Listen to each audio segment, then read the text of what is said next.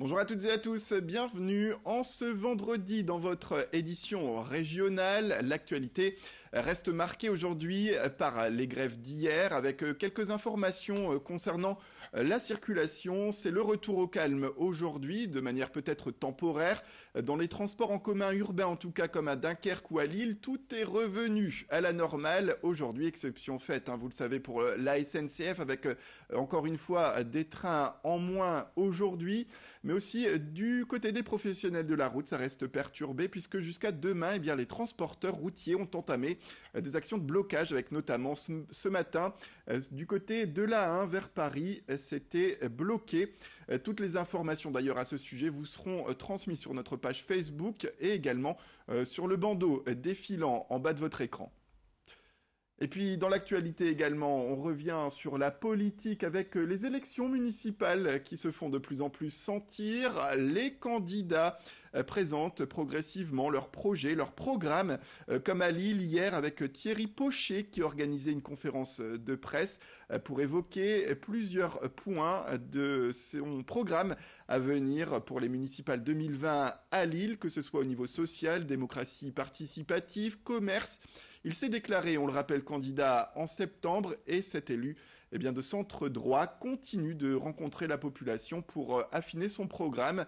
On l'écoute tout de suite. Il parlait d'abord de la sécurité à Lille avec sa vision de celle-ci pour 2020. C'est la préoccupation numéro 1 des Lillois.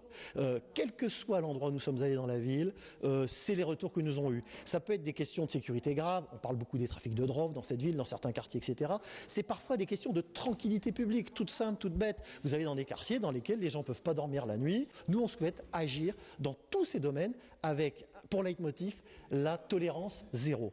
Et pour ça, on se donnera un certain nombre d'outils, un adjoint déjà qui aura en charge toutes ces questions-là. On souhaite également mettre en place des outils qui peuvent nous permettre donc d'arriver à ces objectifs, notamment la vidéoprotection que l'on mettra, qu'on généralisera dans la ville, et ainsi que l'armement pour la police municipale. Et puis le sport également au cœur de ce flash info avec du football et le LOSC déjà de retour en lice. Il sera à domicile ce soir à 19h. Ce sera face à Brest. Il a déjà entamé des matchs à Dijon, à Lyon, avec 2 victoires à la clé. Les Dogs enchaînent donc leur 3e match en moins d'une semaine, un rythme intense qui demande un peu de préparation et même un peu d'endurance, car l'entraîneur Christophe Galtier ne devrait faire pas beaucoup de changements ce soir par rapport à l'équipe qui a emporté mardi à Lyon 1-0. Le coach comptera donc notamment sur Reynaldo Sanchez, le Portugais auteur de 2 belles prestations dernièrement et qui semble avoir retrouvé son véritable niveau de jeu. Avant ce match, les Brestois pointent à la 12e place du classement. Lille est 4e. Présentation de la rencontre tout de suite au micro de Rémi Desremeaux. Ça sera le 3e match pour les équipes.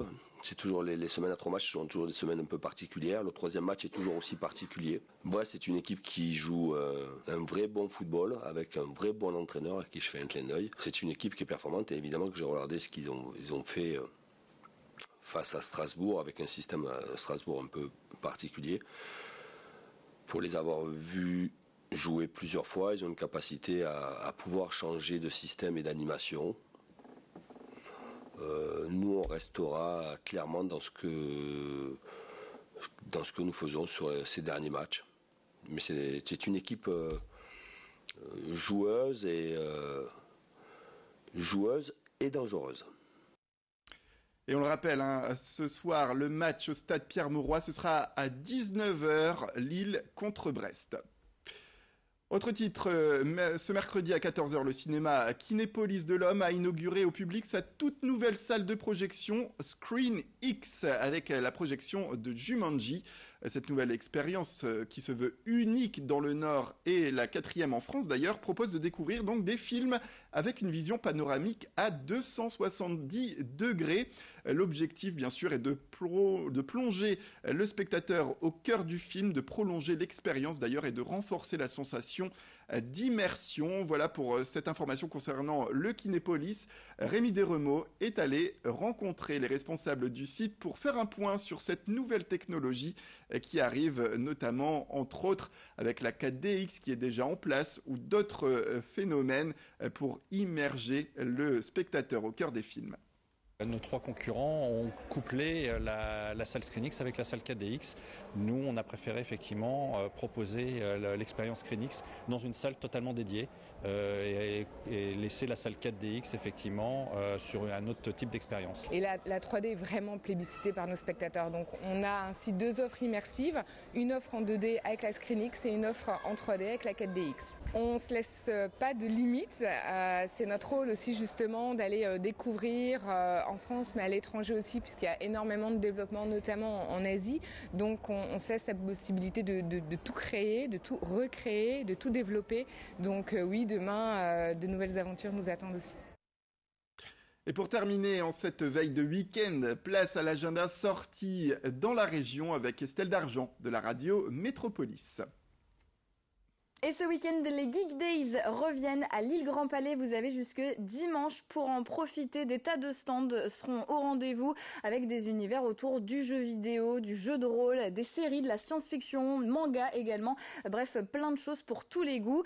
Des rencontres, des séances de dédicaces aussi avec par exemple les voix françaises de Marge et Homer Simpson. Des concours de cosplay également. Bref, un programme très varié ce week-end à l'île Grand Palais pour les Geek Days édition Winter.